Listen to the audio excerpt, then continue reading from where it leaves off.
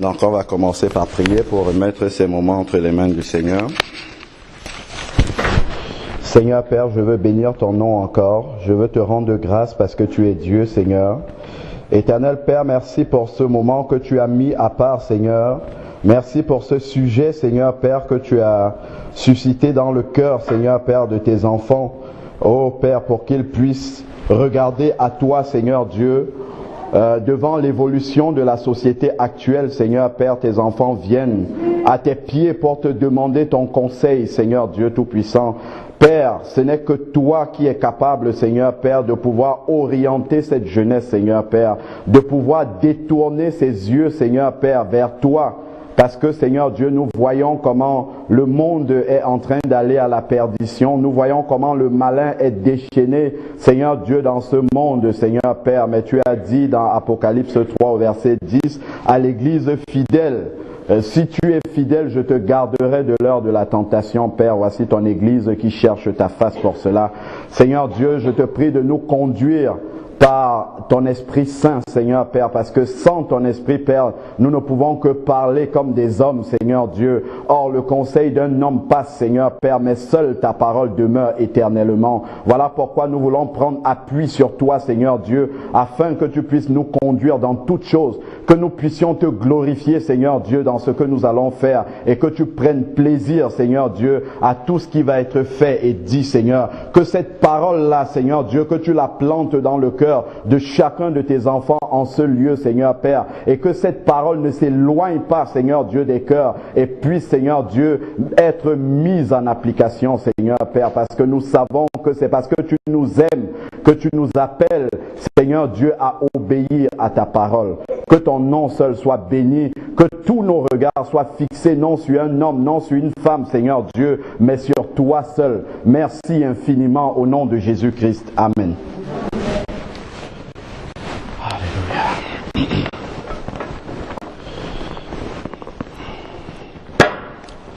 Alors, lorsque j'ai reçu le thème de la du partage d'aujourd'hui, si je peux appeler ça comme ça, le Seigneur a mis sur mon cœur en fait des paroles à partager ensemble. Donc je sais pas, on va commencer peut-être par partager peut-être 45 minutes dans la parole du Seigneur et après on va échanger le reste du temps. Parce qu'un homme peut parler, mais les paroles d'un homme vont toujours s'envoler. Donc si on n'est pas fondé et appuyé sur la parole de Dieu, tout ce qu'on va dire c'est du vent. Donc c'est lorsqu'on s'appuie sur la parole du Seigneur, comme Jésus a dit lui-même, le ciel et la terre passeront, mais mes paroles demeureront éternellement. Donc si on ne prend pas appui dans cette parole-là, tout ce qu'on va raconter, ça va être quelque chose de perdu. Alors si j'ai bien lu la fiche qui m'a été envoyée, donc je vous demande un instant, je veux faire un tout petit réglage. On parle de nouvelles technologies, donc comme vous voyez, je l'utilise également au quotidien. Voilà. Alors,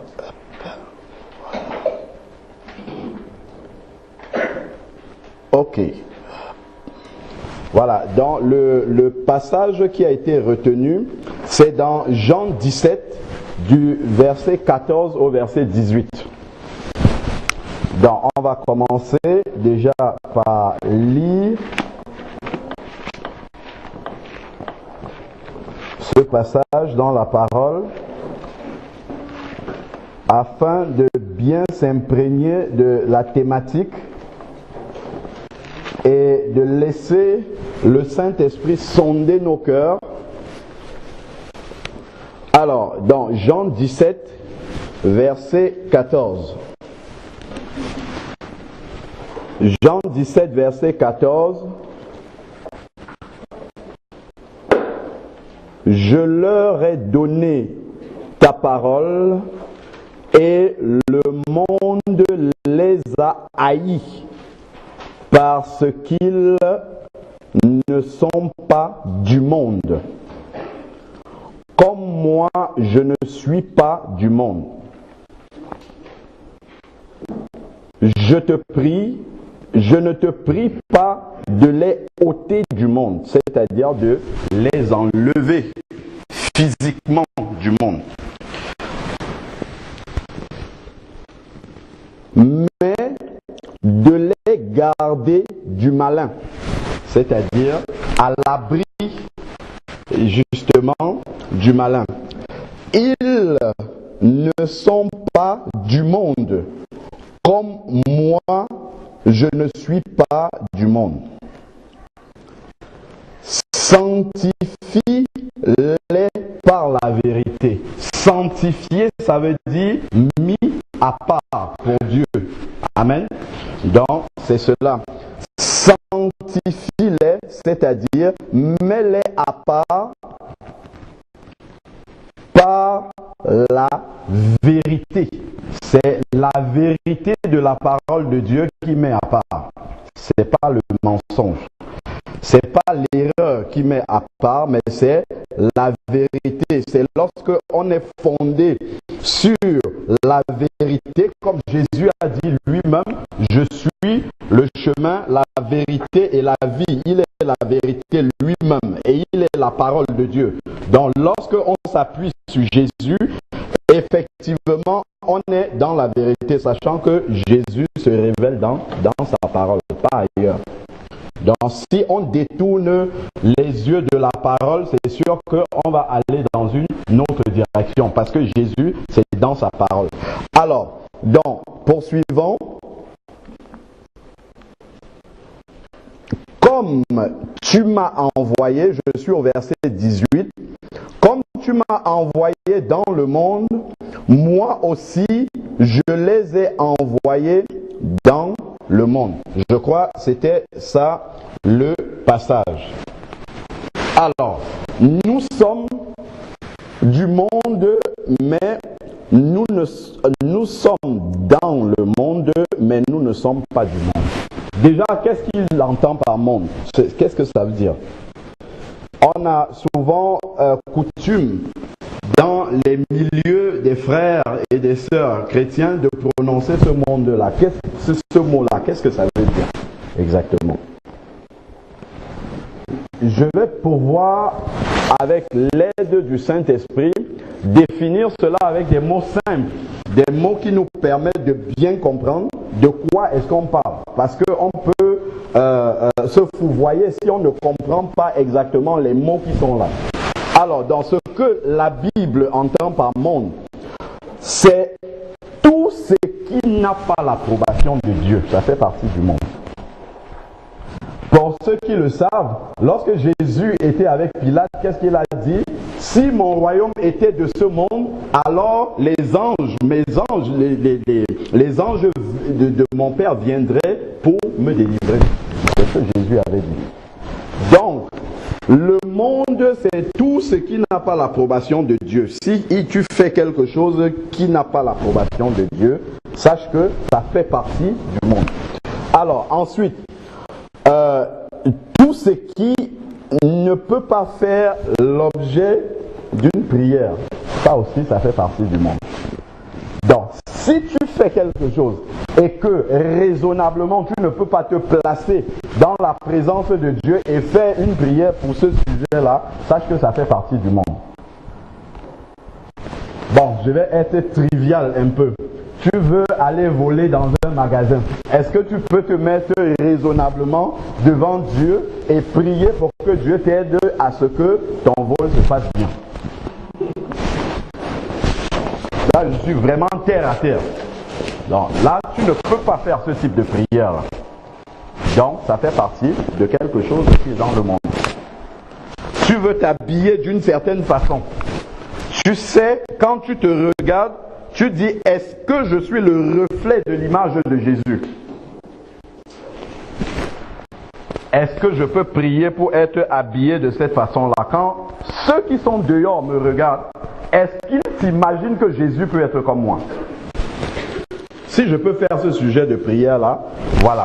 Donc, le monde, c'est tout ce qui ne peut pas faire l'objet d'une prière, être un sujet de prière.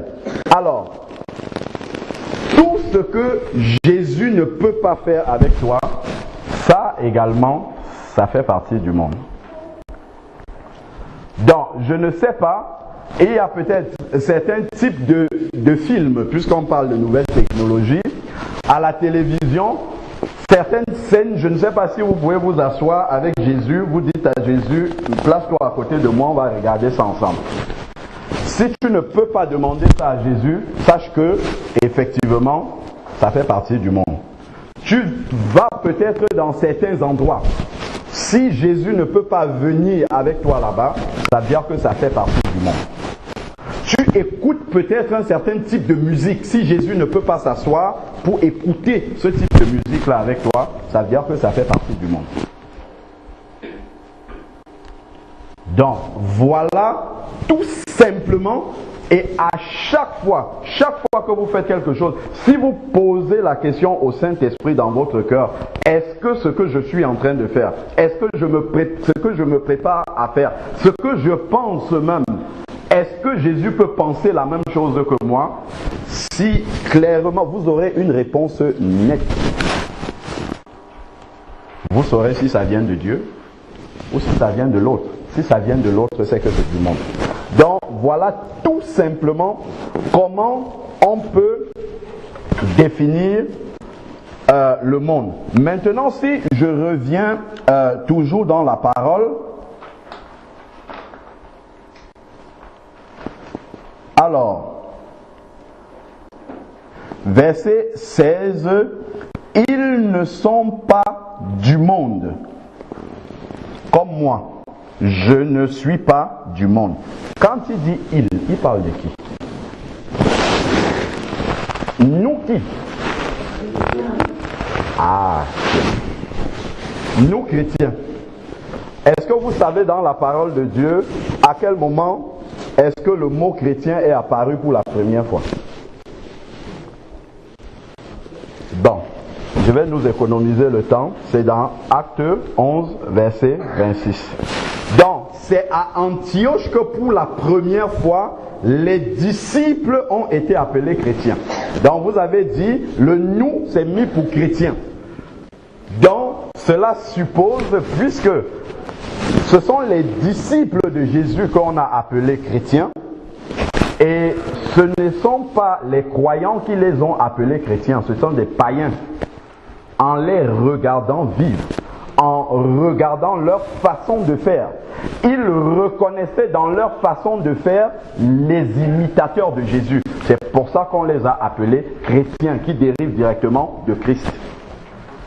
Donc, cela veut dire que tout chrétien, normalement, est d'abord un disciple de Jésus. Or, aujourd'hui, il y a beaucoup de chrétiens qui ne sont pas des disciples. Et ça, c'est une aberration au regard de la parole de Dieu. Normalement, je reprends, tout ce qu'on appelle chrétiens devrait être des disciples de Jésus. Mais cela n'est pas le cas aujourd'hui. Parce que disciple, dans disciple, il y a discipline. Donc, à l'époque de Jésus, ce qu'on entendait par disciples, ce sont des personnes qui ont un maître, qui représente un modèle pour eux, et ils essayent de suivre le maître et de faire absolument tout pour ressembler à ce maître-là, d'aller à sa suite. Suivre l'exemple et le modèle du maître. C'est ça qu'on appelle un disciple. C'est-à-dire que dans toute sa vie, il essaye au maximum, au mieux que cela est possible, de ressembler à son maître. Donc si cela n'est pas l'objectif, quand tu te lèves le matin, la prière que tu fais au Seigneur, peut-être dans d'autres mots, Seigneur, je veux te ressembler aujourd'hui, sache que tu n'es pas un disciple de Jésus. On t'appelle peut-être chrétien, tu as peut-être une carte de membre quelque part, mais Jésus ne te connaît pas comme étant son disciple.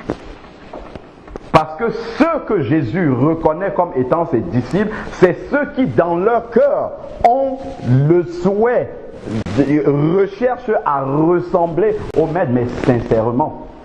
Ce n'est pas devant les hommes, mais c'est devant Jésus lui-même qui est le modèle. Donc déjà, Ça permet de comprendre le passage sur lequel, effectivement, on s'appuie. Donc, maintenant, vous avez parlé de chrétiens également. On sait que l'Église, qui est le corps de Christ, est composée de chrétiens, comme vous avez dit tantôt. Et Église, ça veut dire quoi? Ecclésia. Appelé hors d'eux. Donc, nous étions dans une situation, nous suivions un autre modèle, et le Seigneur est venu nous prendre sur ce chemin-là pour nous ramener sur un autre chemin. Donc, nous étions sur un chemin et nous nous sommes détournés de ce chemin-là pour aller vers un autre chemin qui est celui du Seigneur. Ecclésia, appelé hors d'eux. La question maintenant, c'est est-ce que tu fais partie de l'Église de Jésus? Je ne parle pas du bâtiment qui est ici là. Parce que l'Église, ce n'est pas un bâtiment. Je crois que c'est clair dans la parole de Dieu. L'Église, c'est l'ensemble de ceux qui se sont repentis de leurs péchés et qui confessent Jésus comme Seigneur et Sauveur. C'est ça l'Église. L'Église, ce sont des personnes, ce n'est pas un lieu. Donc, la question maintenant, c'est est-ce que tu es vraiment parti d'une situation et tu te retrouves dans une autre? Est-ce que tu es sorti d'une situation et tu te retrouves dans une autre? Parce qu'on peut commencer à parler de plein de nouvelles technologies et tout ça, mais en fait, il faut aller à la racine même du problème. C'est pour ça, peut-être vous vous demandez, mais de quoi est-ce qu'il nous parle? Qu'est-ce que ça a à voir avec le thème? Ça a tout à voir avec le thème. Parce que pour moi, le thème est tellement, comment dire, en amont, il y a beaucoup de choses à racler à la racine avant d'arriver à ce thème-là. Addiction. Normalement, un chrétien ne doit pas être addict. C'est pour ça que je commence à la racine déjà. Est-ce qu'on est vraiment des chrétiens? Est-ce que réellement nous sommes des disciples? C'est par là qu'il faut commencer. Avant de poser même la question, est-ce qu'un chrétien peut être ça? C'est d'abord à ce niveau-là qu'il faut commencer. Et si on ne regarde pas la définition biblique du chrétien, là on va se tromper et se faire beaucoup d'illusions. Alors donc, sanctifié, comme on a dit, c'est mis à part pour Dieu. Donc, si vous prenez Apocalypse 5, versets 9 à 10, il nous est dit ici, alors Apocalypse 5, verset 9, il chantait, on parle des rachetés, il chantait un cantique nouveau en disant tu es digne de recevoir le livre et d'en ouvrir les sceaux, car tu as été immolé et tu as racheté pour Dieu. Voilà le passage ici. Tu as racheté pour Dieu par ton sang des hommes de toute tribu, de toute langue, de tout peuple et de toute nation, et tu as fait d'eux un royaume et des sacrificateurs pour notre Dieu. Avant tu vivais pour toi, maintenant que tu es devenu enfant de Dieu, tu ne vis plus pour toi, tu vis pour Dieu. Donc tu vis pour plaire à Dieu.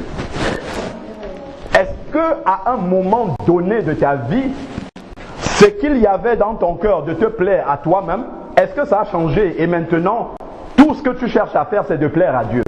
Si ça ne s'est jamais passé dans ton cœur, c'est que tu n'es pas un disciple de Jésus. Donc avant de te poser la question de savoir si tu es addict ou non aux nouvelles technologies, demande-toi d'abord, est-ce que je suis un disciple de Jésus?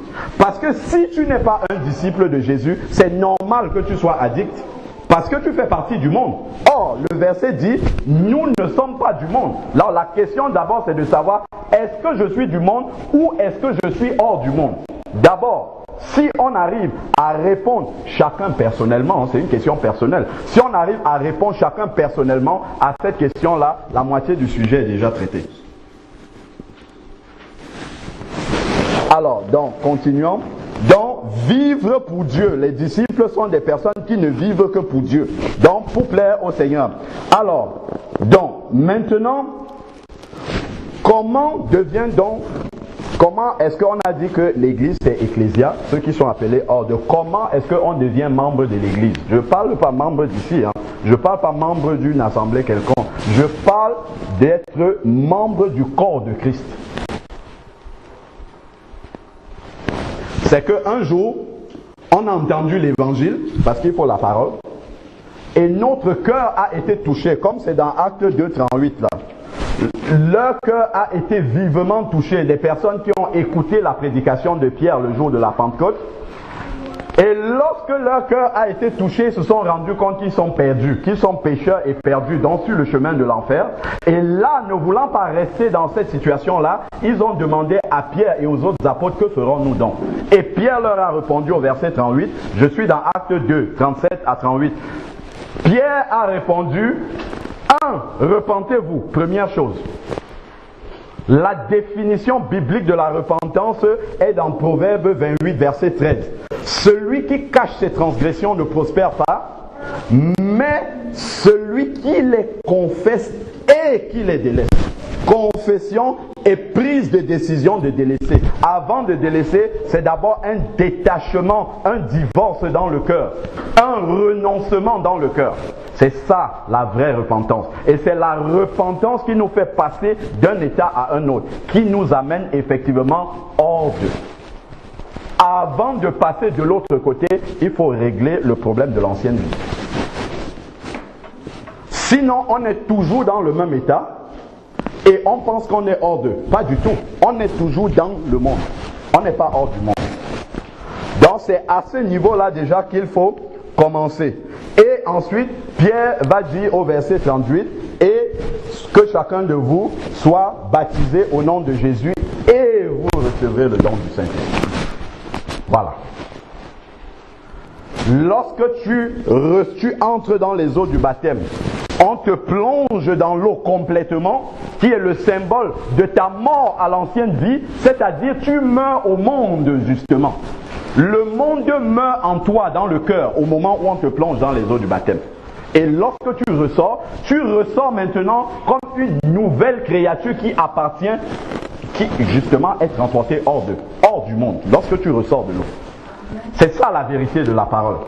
Mais si tu n'es pas passé par toute cette vérité biblique-là, mais tu vas te poser beaucoup de questions. C'est normal que les choses du monde t'attirent encore, parce que tu n'as pas fait ce pas-là.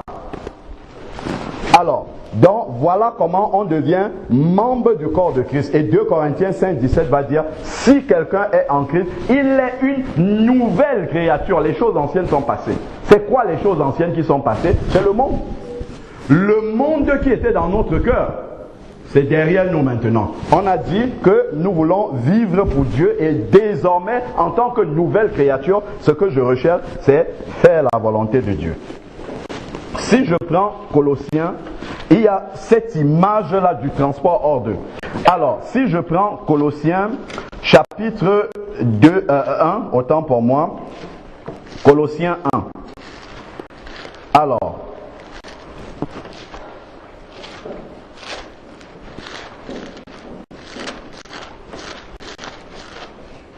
Colossiens 1, verset 12 dit,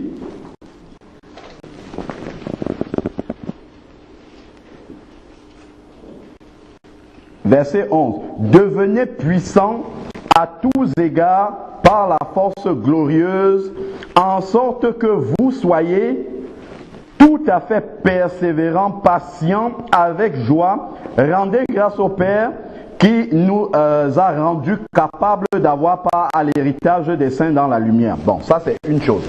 Voilà le verset qui nous intéresse, c'est le verset 13. Il nous a délivrés du pouvoir des ténèbres.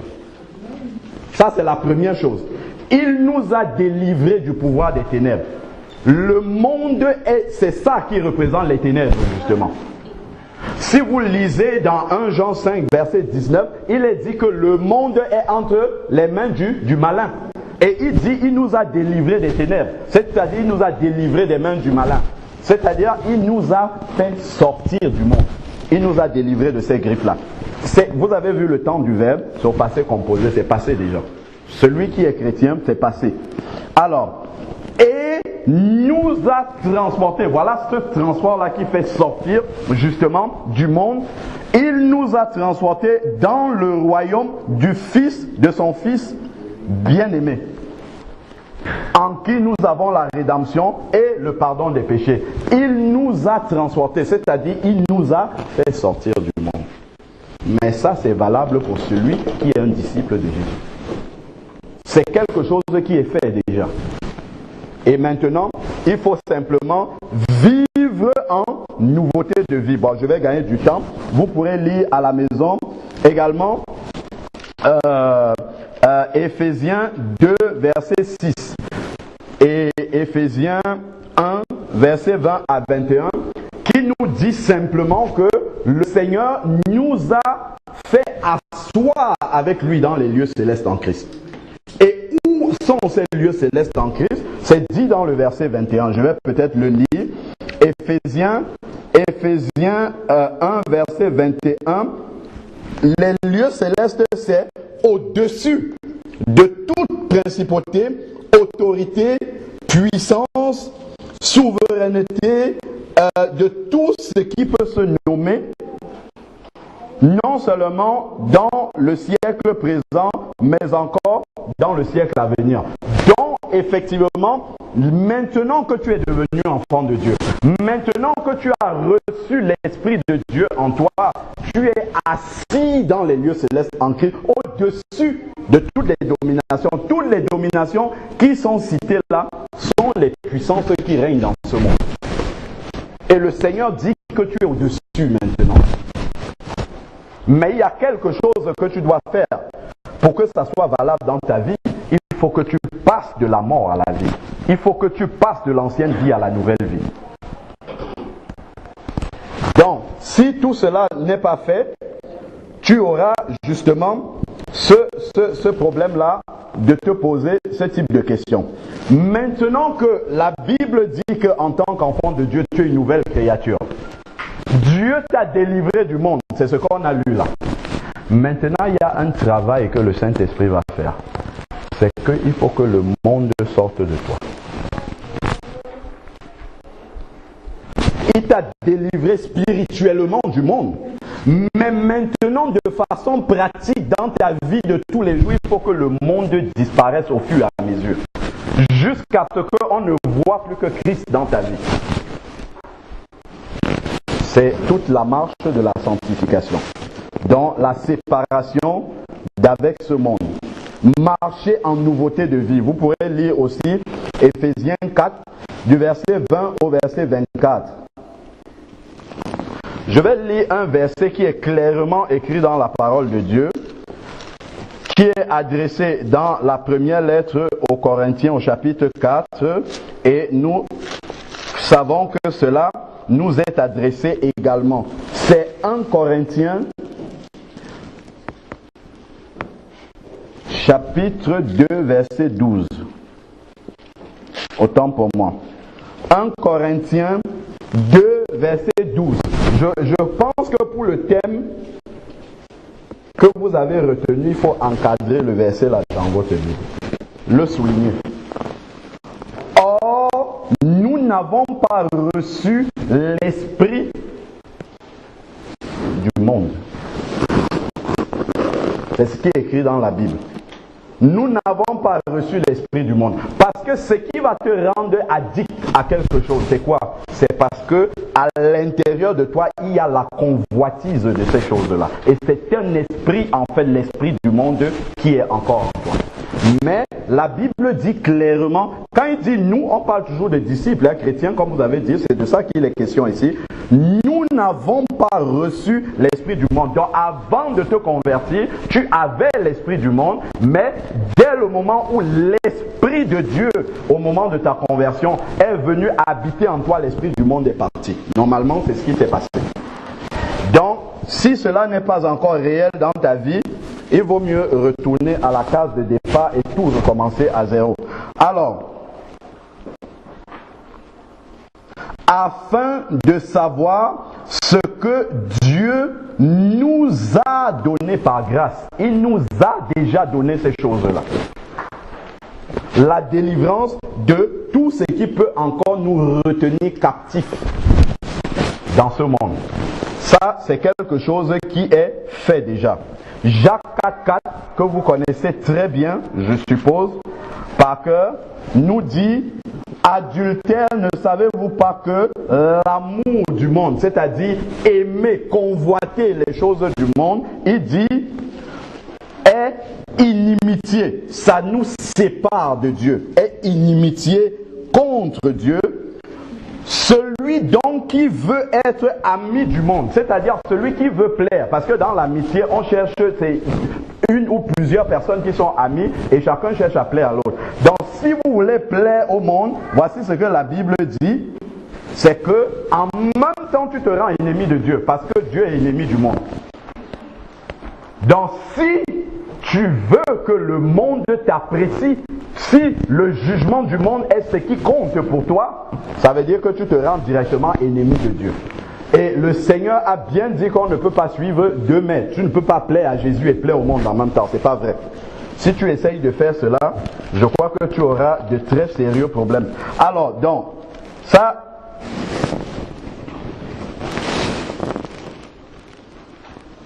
Donc, la question maintenant, c'est de savoir, est-ce que tu appartiens ou bien au monde, ou bien à Christ?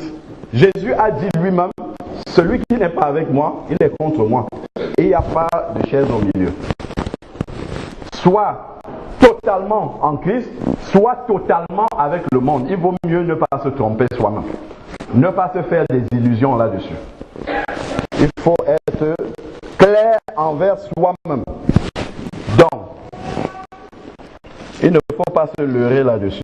Je vais lire encore avec vous un autre passage dans la parole qui va clairement nous définir celui qui est enfant de Dieu et celui qui ne l'est pas. C'est-à-dire celui qui appartient à Christ et celui qui appartient à l'autre.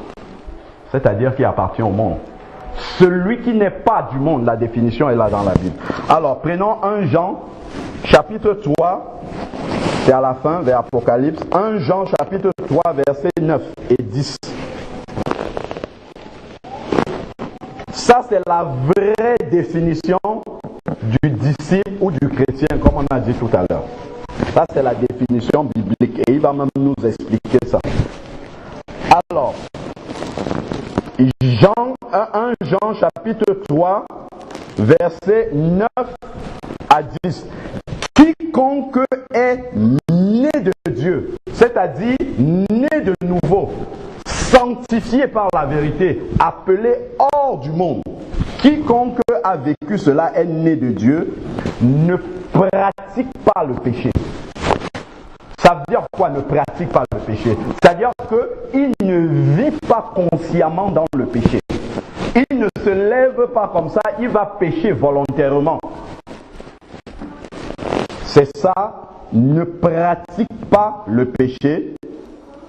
Pourquoi est-ce qu'il ne pratique pas le péché?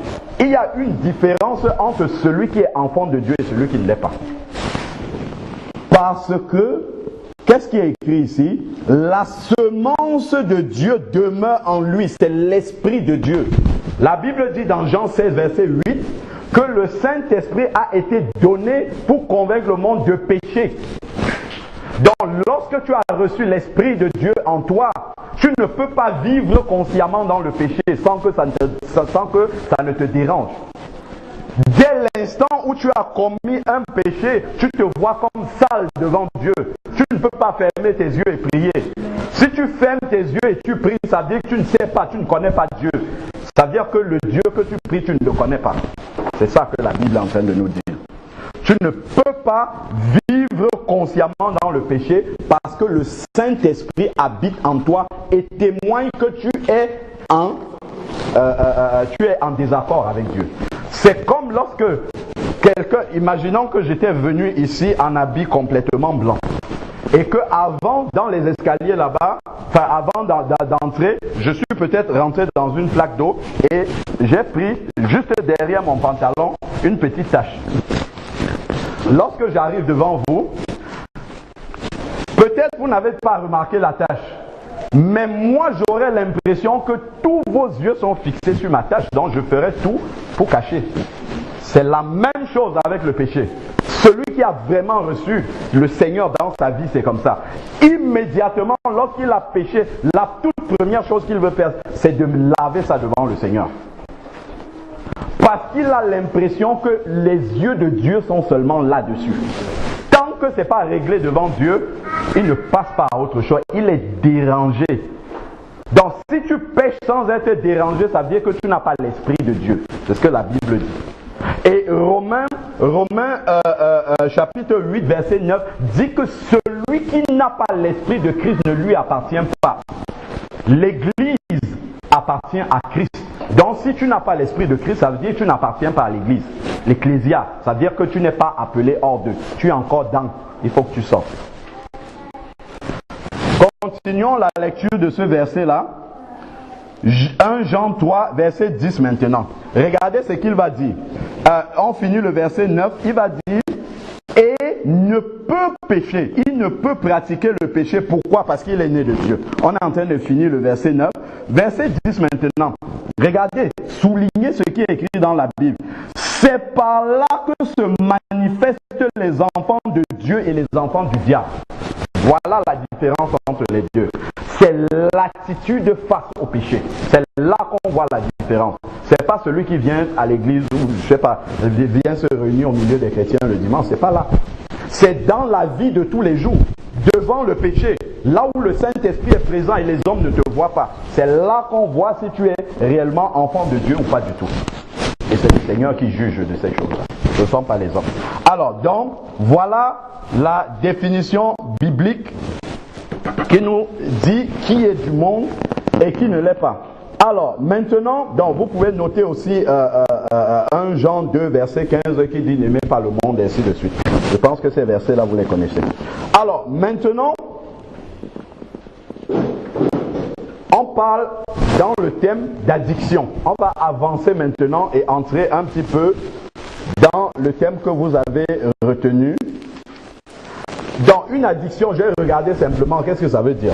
C'est une envie fréquente et irrésistible de quelque chose. On a tellement envie de cette chose-là qu'on ne peut pas se retenir. Quand la chose est là, il faut absolument qu'on la fasse. On perd le contrôle de soi-même devant cette chose-là. On devient addict, dépendant de cette chose-là. On est sous le contrôle de cette chose-là. La seule entité, ou je ne sais pas comment je peux appeler ça, qui doit nous contrôler, c'est le Saint-Esprit. C'est tout. Parce que la Bible nous dit que le Seigneur nous a libérés. Là où est l'Esprit de Christ, là est la vérité. Si le Fils nous a affranchis, nous sommes réellement libres. Es-tu réellement libre ou encore es-tu esclave de tout ce qu'il y a là-dehors? Alors, donc, c'est Jean 8, verset 36. Si le Fils vous affranchit, vous serez réellement libre. Et le contraire d'être libre, c'est quoi? C'est être esclave. Et le pire des esclavages, c'est de ne pas savoir qu'on est esclave. Et les gens du monde sont comme ça.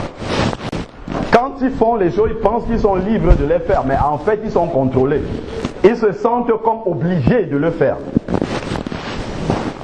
Et il ne faudrait pas qu'il en soit de même au milieu des enfants de Dieu. Donc, on devient dépendant de ces choses-là. Si je lis dans Romains 6, versets 5 à 6, alors, Romains chapitre 6,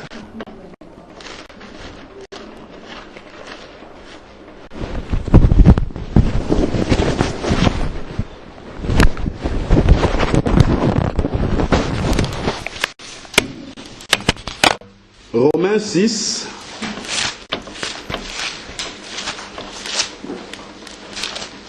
verset 5.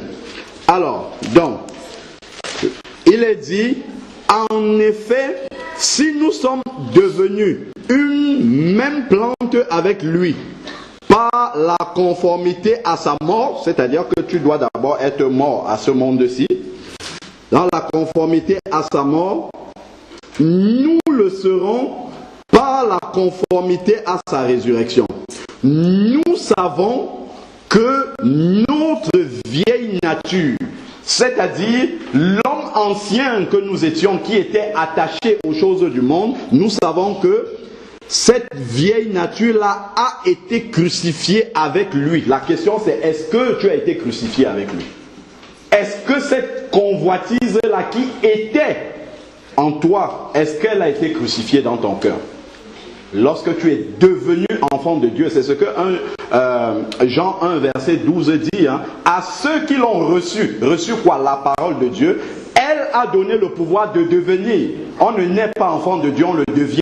De devenir devenir enfant de Dieu. Et lorsqu'on devient enfant de Dieu, à ce moment, ces choses-là doivent être crucifiées en nous. Et ça se manifeste concrètement dans la vie de tous les jours. Alors, afin que ce corps de péché soit réduit à l'impuissance, c'est-à-dire ce qui te conduit à être attaché à toutes ces choses-là, à être addict de ces choses-là, doit être maintenu dans l'impuissance. Ça veut dire qu'en toi, cette puissance de péché est encore là. C'est ce qu'on appelle la chair. Mais Dieu t'a donné l'autorité. Il ne suffit pas de dire au nom de Jésus, démon de ceci va. Mais tu as l'autorité sur ta chair. Tu dois dire aussi au nom de Jésus, ma chair, tais-toi. C'est ça, la Bible t'a donné cette autorité-là. Mais on exerce très peu cette autorité-là. On préfère laisser la chair nous contrôler comme si on était encore redevable à la chair. Alors, et que nous ne soyons plus esclaves du péché. Nous ne soyons plus esclaves d'ailleurs de rien du tout qui appartient à ce monde-ci. On ne doit plus être contrôlé par rien du tout. Alors, dans un chrétien addict ou esclave, de quoi que ce soit dans le monde, s'est rendu lui-même, parce que la Bible dit que nous avons cette autorité-là, de maintenir la chair dans l'impuissance. Donc si tu es addict à quoi que ce soit dans le monde, c'est que tu t'es rendu toi-même esclave de cette chose-là. Je dis si tu es chrétien, si tu es hors du monde, c'est que tu as accepté de te mettre sous la domination de cette chose-là. Ou tu ne sais pas que le Seigneur t'a déjà complètement délivré et rendu, comment dire, et t'a déjà mis au-dessus de cela. Alors, donc, Galates 5, verset 1. Galates 5, verset 1.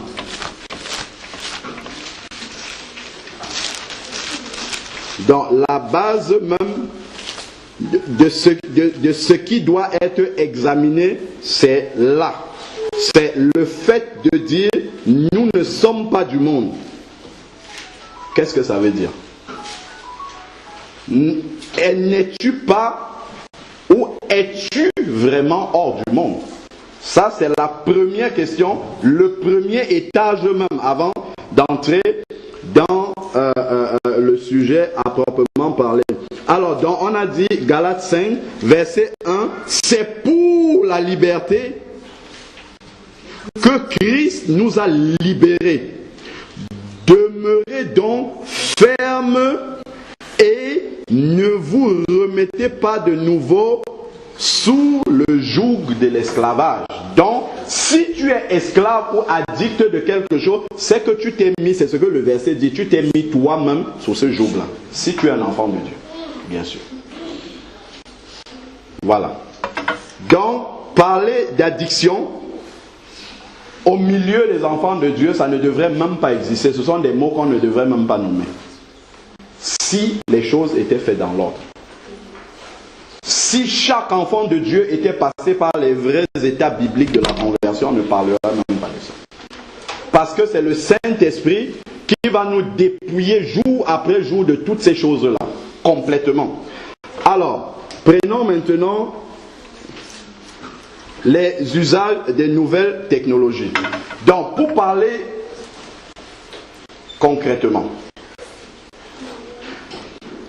on peut utiliser ces nouvelles technologies avant d'être converti. Ça a été mon cas.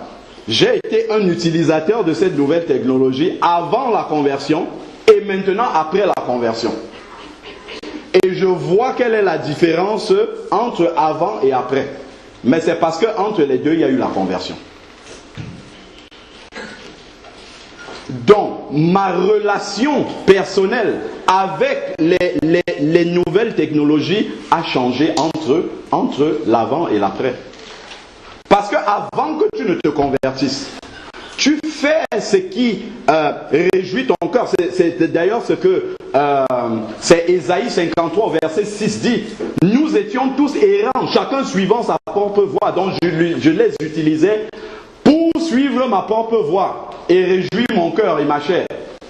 Mais une fois que la conversion passe par là, Apocalypse 5, verset 9 nous a dit que maintenant nous avons été rachetés pour Dieu. Donc lorsque tu regardes ces nouvelles technologies, ton regard par rapport à ça a changé. Tes objectifs par rapport à ça ont changé. Donc lorsque tu les regardes, c'est en quoi est-ce que ça peut être utile pour le royaume de Dieu. C'est la seule chose qui doit t'intéresser là-dedans. D'ailleurs, comme tout, comme l'usage de tout dans ce monde. En quoi est-ce que ça peut me permettre de servir les intérêts du Seigneur? C'est tout. Si ça ne peut pas servir les intérêts du Seigneur, c'est même pas la peine. C'est pas la peine de s'accrocher à cela.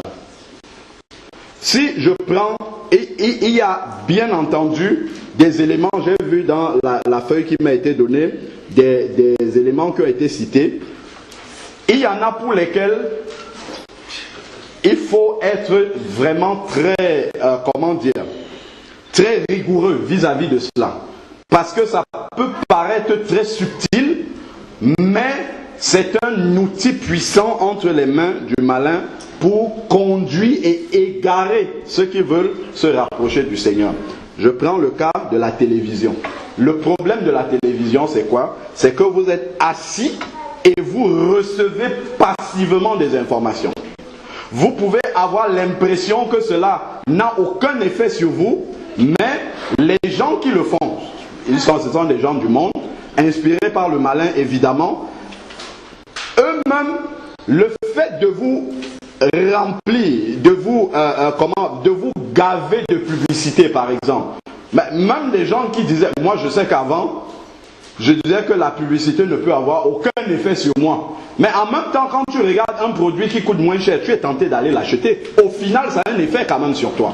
Donc, le fait de te matraquer avec ça, tu finis à un moment ou à un autre de basculer subtilement. Et le diable ne se repose jamais. Il ne se décourage jamais. Donc, il va continuer à envoyer. Donc, toi qui es assis et qui reçois passivement ces informations-là, ces informations-là ont la capacité de changer progressivement ta façon de penser. C'est pour ça que Romains 12, verset 2 va dire « Ne vous conformez pas au siècle présent, mais soyez transformés par le renouvellement de l'intelligence afin de discerner la volonté de Dieu. » Mais le renouvellement, pour que ton intelligence soit renouvelée, ce n'est pas en te gavant des informations qui viennent de la télé. Tu seras rempli justement de ce monde-ci.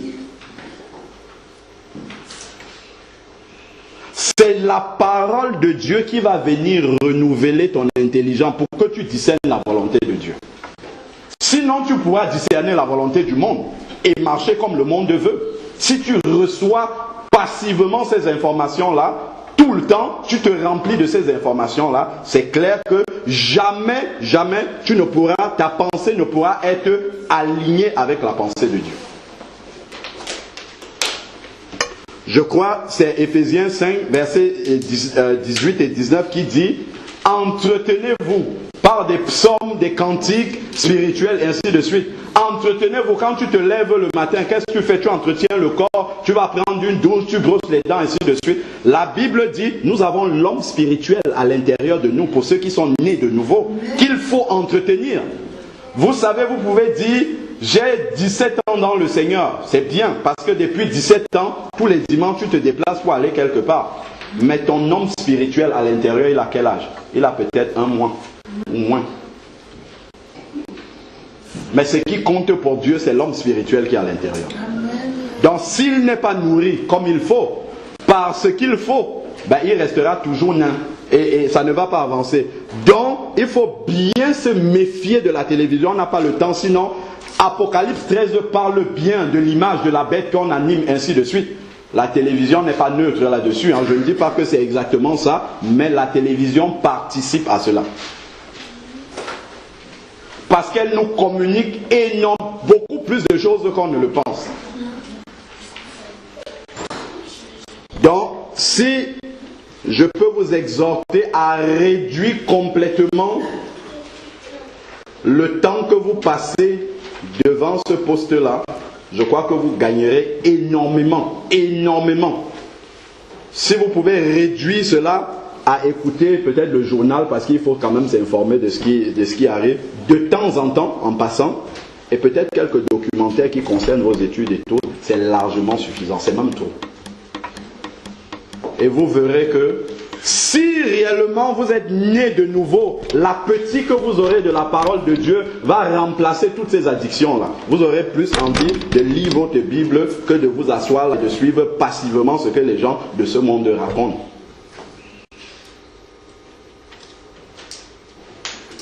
La télévision est un des meilleurs moyens pour rater l'enlèvement de l'église. Donc si vous préparez l'enlèvement et que vous êtes devant votre poste de télévision, sans être prophète, je peux vous dire que la télé ne va pas annoncer que Jésus arrive, c'est sûr. C'est sûr que donc ça ne sert à rien de rester là. La télévision ne va jamais annoncer cela, jamais. Si la télévision annonce cela, c'est que c'est un faux Jésus qui arrive. Les jeux vidéo par exemple, c'était cité aussi. Qu'est-ce que ça vous apporte spirituellement? En quoi est-ce que ça participe à votre édification? En quoi est-ce que ça vous permet de discerner la volonté de Dieu? Si tu dis que tu es né de nouveau, on a dit que dans Apocalypse 5, que tu vis maintenant pour Dieu. En quoi est-ce que ça glorifie Dieu dans ta vie?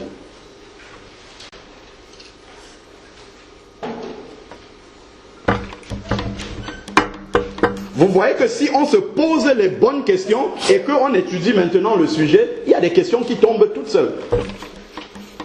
Là, le problème, c'est que tu joues à ça sans te poser de questions et ça, c'est grave, c'est très grave. Parce que tu ne te poses pas des questions par rapport à ta foi quand tu le fais. Ça veut dire que ta foi a très peu d'importance dans ta vie. Si ta foi, si Dieu avait vraiment toute cette place-là dans ta vie, avant de faire quoi que ce soit, tu vas toujours te demander comment est-ce que Dieu voit ce que je vais faire.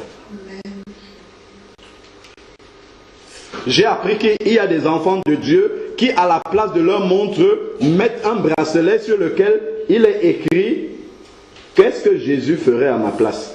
Et à longueur de journée, au lieu de regarder la montre, ils regardent ça. Et ça leur permet de rester toujours connectés et d'essayer toujours de faire la volonté de Dieu.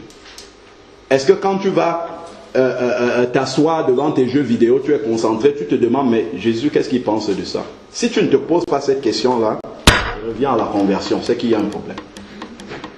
Il y a un problème. Normalement, si tu es assis en train de faire cela, comme on a dit là que parce que tu as la semence de Dieu, tu ne peux pécher. Le Saint-Esprit doit te reprendre quand tu es en train de le faire. S'il ne te reprend pas, soit il s'est éteint, soit il n'est pas là. C'est l'un ou l'autre. Après, il peut te reprendre, tu fais la sourde oreille. Ça, c'est un autre sujet encore. Bon. Dans les jeux vidéo, la télévision, maintenant, Internet. Et il y a de multiples façons de pouvoir l'utiliser. À la base, on sait que ça ne vient pas de Dieu. Ça, c'est clair. Ça, on dit, il ne faut pas se tromper là-dessus. Mais maintenant, Dieu peut utiliser, parce que même le diable, c'est un serviteur de Dieu, même comme il ne le veut pas, il ne le sait pas. Donc, des fois, il fait des choses, il pense avoir le contrôle là-dessus, mais Dieu donne la sagesse à ses enfants pour utiliser ça d'une autre façon et il garde.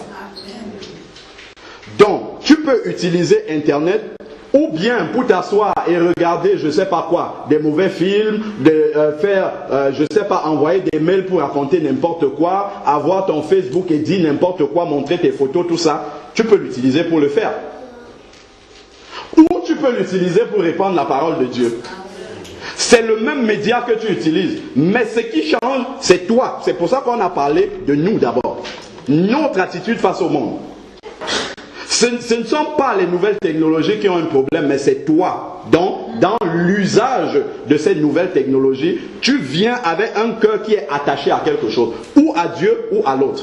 Et selon ce à quoi ton cœur est attaché, tu vas l'utiliser dans cette direction-là. Moi, j'utilisais Internet pour télécharger la musique du monde et distribuer aux gens, télécharger illégalement en plus.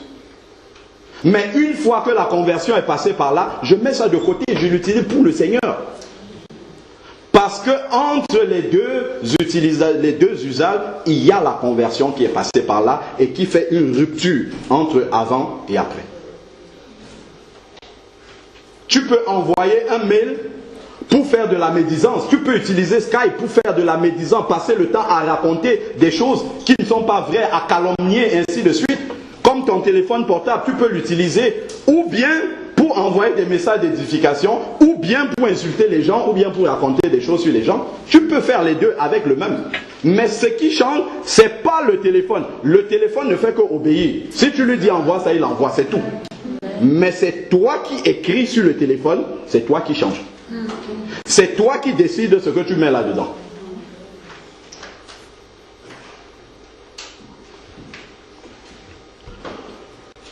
Donc, sur Internet, par exemple, on a parlé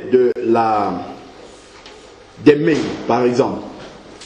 Quand tu t'assois, tu peux passer toute une soirée à envoyer des mails à des gens pour dire ce que tu veux.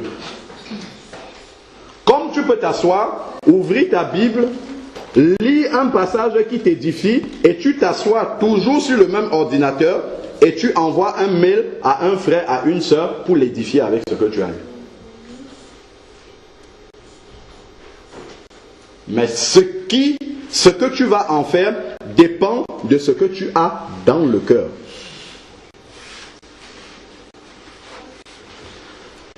Pratiquement, les nouvelles technologies peuvent servir pour le royaume de Dieu largement au-delà de ce qu'on peut espérer. Et moi, je l'expérimente de façon quotidienne. Prenons le cas de Skype, par exemple. Qui a un compte Skype? Beaucoup, sûrement ici. Beaucoup. J'ai fait la connaissance de certains bien-aimés qui m'ont contacté et on a partagé la parole de Dieu. À un moment donné, ils ont voulu recevoir le baptême. Je me suis déplacé pour aller là où ils habitent, à Nice, où ils ont reçu le baptême. Maintenant, il y a une question qui s'est posée. La Bible me dit dans Matthieu 28, verset 20, que faites de toutes les nations des disciples, les baptisant au nom du Père, du Fils et du Saint-Esprit, et ensuite enseignez-leur à observer tout ce que je vous ai prescrit. Maintenant, ils sont baptisés, ils sont enfants de Dieu. Qu'est-ce qu'ils vont faire? Ils vont aller où? Voilà la question devant laquelle j'étais. Je dis, selon ce verset-ci, j'ai l'obligation de vous enseigner la parole de Dieu. Voilà comment je me suis retrouvé à connecter ces bien-aimés-là de chez moi. Ils sont chez eux là-bas à Nice et on fait le culte ensemble. De vrais cultes où le Seigneur utilise ce même réseau que tu peux utiliser pour faire n'importe quoi. On fait même des veillées de prière. Les gens sont connectés dessus par Skype. Et il n'y a pas que ceux qui sont à Nice. Et il y en a d'autres qui se connectent sur ce même média. On a une sœur qui est en Italie, une autre qui est en Angleterre, deux qui sont en Angleterre, une autre qui est même en Arabie Saoudite. Qui se connectent là pour écouter la parole de Dieu. Et il y a même un frère qui est en Haïti. Voilà les nouvelles technologies. Tout dépend de ce que tu veux en faire. Tout dépend comment tu l'utilises. Ce matin, j'ai reçu un mail d'un frère parce que le Seigneur m'a conduit à publier les enseignements sur YouTube. Qui a été édifié par des enseignements, il vit en Polynésie. Je ne sais même pas où ça se trouve. Une autre sœur qui a reçu le Seigneur chez elle en écoutant un enseignement en Chine, à Huyan. Voilà normalement un enfant de Dieu quand il regarde ces médias, il dit, comme la Bible dit, je crois que c'est dans Matthieu 24 verset 12, l'évangile sera prêché jusqu'aux extrémités de la terre, alors viendra la fin. Est-ce que c'est ça l'objectif qui est dans ton cœur? Est-ce que tu veux véritablement que cet évangile-là arrive jusqu'aux extrémités de la terre? Avec un frère, on s'est connecté pour faire une émission, près de 30 heures d'émission sur le retour de Jésus. Le frère est à Houston, moi je suis à Paris, et on se met sur Internet, on fait une émission qui est diffusée sur Internet dans le monde entier. Les gens appellent des quatre coins de la planète pour poser des questions. Ça, voilà comment on peut utiliser l'évangile. C'est par Skype. Le même Skype que tu peux utiliser pour parler toute la journée, pour dire n'importe quoi. Le même média peut être utilisé pour répandre la parole sur la terre tout entière. Donc, ce qui change, c'est la manière dont tu regardes. Cette chose-là, elle est impure. Pour celui qui la voit impure. Mais si toi tu la vois pure, c'est Romains 14 qui en parle. Elle sera pure pour toi. Parce que quand tu viens utiliser ça, tu viens avec des intentions pures. Et le Seigneur te montrera ce que tu peux en faire pour sa gloire.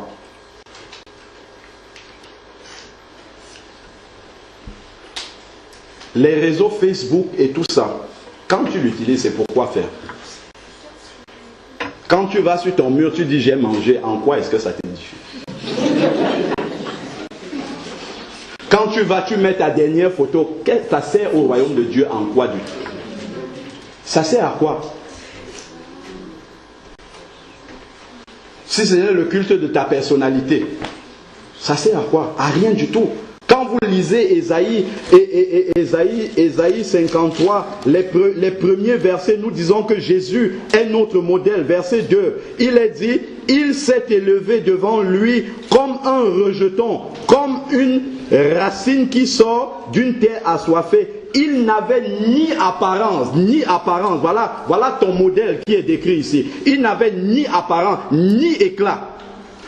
Pour que nous le regardions, pourquoi tu vas mettre ta photo sur Facebook ou qu'on te regarde? Tu dis que tu suis Jésus. Jésus, la Bible dit qu'il n'avait rien pour qu'on le regarde. Qu'est-ce que tu vas montrer sur Facebook? Pour que qui t'apprécie? Les gens du monde. C'est Dieu que tu tires ta gloire. Donc tu montres par là que tu appartiens au monde. Tu n'appartiens pas à Christ du tout. Ça, c'est la triste vérité. Et il faut que tu fasses un bilan par rapport à ces choses-là.